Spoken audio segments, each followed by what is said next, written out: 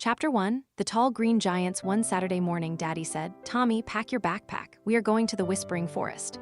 Tommy was very excited. He packed a water bottle, a shiny red apple, and his favorite magnifying glass. When they arrived, Tommy looked up. The trees here were much taller than the trees in his garden. They were like giant green skyscrapers touching the clouds.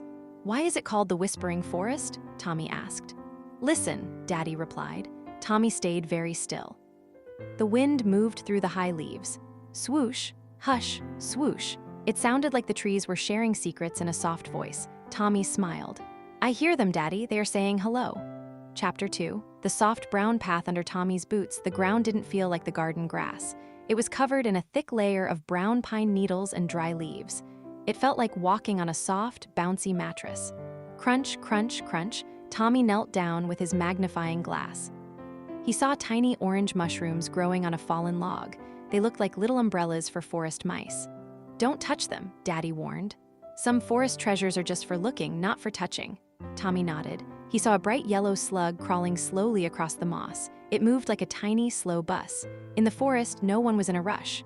Chapter 3, The woodpeckers drummed. Suddenly, Tommy heard a loud noise. Rat-a-tat-tat, rat-a-tat-tat.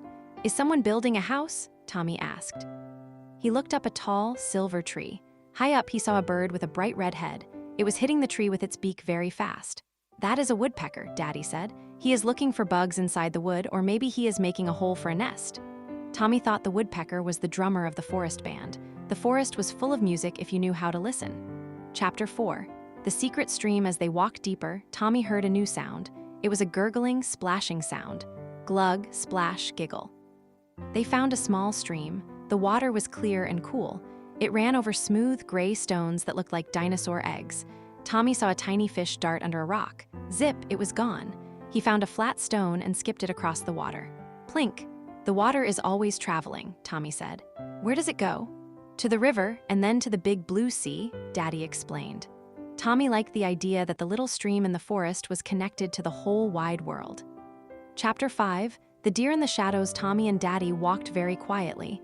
They didn't want to wake the forest. Suddenly, Daddy stopped and put a finger to his lips. "Shhh, look over there." Near a group of ferns stood a beautiful deer. She was brown with white spots on her back. She had big, soft ears and a dark, wet nose. "RK, wet nose." The deer was eating some green leaves. Tommy held his breath. He felt like he was watching a princess. The deer turned her head and looked right at Tommy. Her eyes were large and kind. Then, with one big jump, she disappeared into the bushes.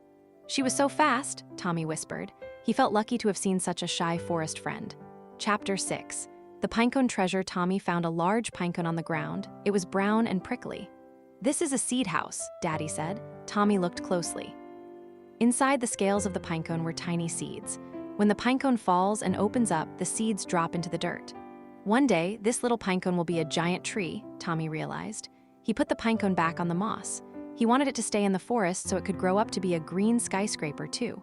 Chapter 7, The cave of moss. They found a place where huge rocks leaned against each other. It looked like a tiny cave. The rocks were covered in thick emerald green moss. Tommy touched the moss. It felt cool and damp. "Is this a bear's house?" Tommy asked. "Maybe a small bear," Daddy joked. "But today it's just a house for the shadows." Tommy sat inside the rock cave for a minute. He looked out at the forest. Everything looked different from inside the rocks. The forest felt old and wise.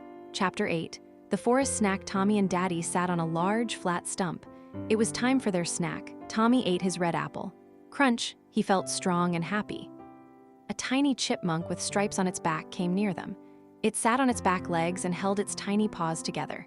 "He wants a piece," Tommy whispered. He dropped a tiny bit of apple core on a rock. The chipmunk grabbed it and stuffed its cheeks until they looked like balloons. "You're a silly eater," Tommy laughed. Chapter 9, The sun's golden fingers. As the afternoon went on, the sun started to go down. The light didn't hit the ground all at once. It came through the leaves in long, straight lines. "Look, Daddy, the sun has fingers." The golden light touched the ferns and made them glow. It touched the stream and made it sparkle like diamonds. Tommy felt like he was walking through a dream. The forest was saying goodbye for the day. Chapter 10, Going home. It was time to walk back to the car. Tommy's legs felt a little tired, but his heart felt full. He looked back at the tall trees. "Goodbye, woodpecker. Goodbye, deer. Goodbye, whispering trees." When he got home, Tommy took out his magnifying glass and put it on his nightstand. He looked at his fuzzy slippers and his orange cat, Barnaby.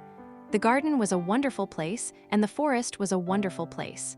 Tommy closed his eyes and fell asleep. Dee fell asleep. He didn't dream of toys or candy. He dreamed of green leaves, clear water, and the secret whispers of the tall, tall trees.